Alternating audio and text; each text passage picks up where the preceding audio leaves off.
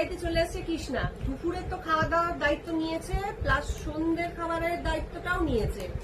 হাতে করে নিয়ে এসছে পপকর্ন, আর রাতে রুটি তরকারিও নিয়ে এসছে। বলছে সুস্মিতা তোকে আজকে রান্না করতে হবে না, আমি যখন আসছি তাহলে রাতের রুটি তরকারিটা বানিয়ে নিয়ে আসবো। বললাম তাহলে তো খুবই ভালো হয়। তা সেই মতন রাতের রুটি তরকারিটা বানিয়েও নিয়ে এসছে। তা যাই হোক, এরকম বান্ধবী পাওয়া কিন্তু ভাগ্যের বিষয়। আর একজন যে বলেছিল যে কৃষ্ণা আমার জন্য এত এত রান্না পাঠায়, তাহলে কৃষ্ণার মুখ থেকেই শুনবো, তুই কি আমার জন্য শুধুমাত্র রান্না বান্না করিস? যে বন্ধু বলেছে কি বলেছিল, মানে গরমে তোর কষ্ট হয়, তুই এত এত রান্না করি, আমার তো লজ্জা থাকা উচিত।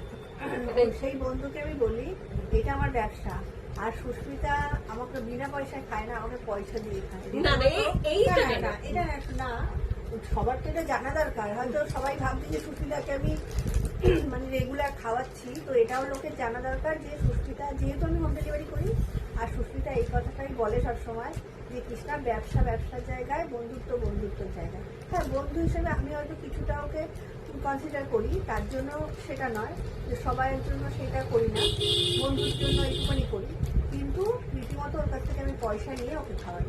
তাই এটা টেনশন করার কিছু নেই, শুধু আমি কষ্ট করে ওকে খাওয়াই।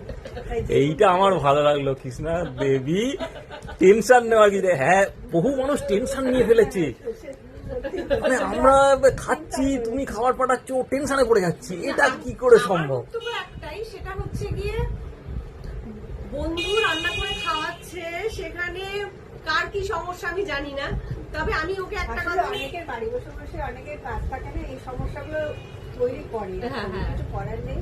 আমাদের অনেক কাজ আছে বলে আমরা এই সমস্যাগুলো মানে তৈরি করতে পারি না। আর কোনো সময় ও খাবার পাঠালে পয়সাও নিতে চায় না। আমি তখন একটা কথাই বলি, দেখ এটা তো তোর প্রফেশনটা প্রফেশনের জায়গায় রাখ, বন্ধুত্বটা বন্ধুত্বের জায়গায়। একদিন তোর বাড়িতে গেলাম, তুই সন্ধ্যাবেলায় আমার এক কাপ চা বা কফি করে খাওয়ালি, তার সাথে কিছু স্ন্যাক্স খাওয়ালি, সেটা আলাদা বিষয়। কিন্তু তুই এত কষ্ট করে রান্না করছিস, সবার জন্য রান্না করছিস, সেখানে আমি কেন এমনি খাবো? কারণ তুই তো দুটো পয়সার জন্য এই কষ্টটা করছিস, তাহলে সেই জায়গাটা তো সম্মান দিতেই হবে না, তাই না? আমি যে পার্লার প্রফেশনে রয়েছি, তখন আমি বলি ওর হেয়ার কাটিংটা আমি ফ্রিতে করে দিতে পারবো, আইব্রোসটা আমি ফ্রিতে করে দিতে পারবো, কিন্তু ফেসিয়ালটা কিন্তু আমি ফ্রিতে করে দিতে পারবো না। তার কারণ আমার ক্রিমগুলোকে কিনতে হয়, সেই পয়সাটা তো আমাকে নিতেই হবে। তা সেই জায়গায় সবাই সবার প্রফেশনের জায়গাটা আমার মনে হয় সম্মান দেওয়া উচিত।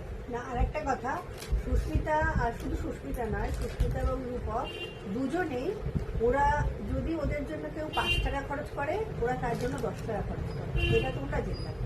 এইটুকুনি ওরা করে, মানে এতদিনের বন্ধুত্বে আমি এইটুকুনি জেনেছি যে ওরা এটা করে।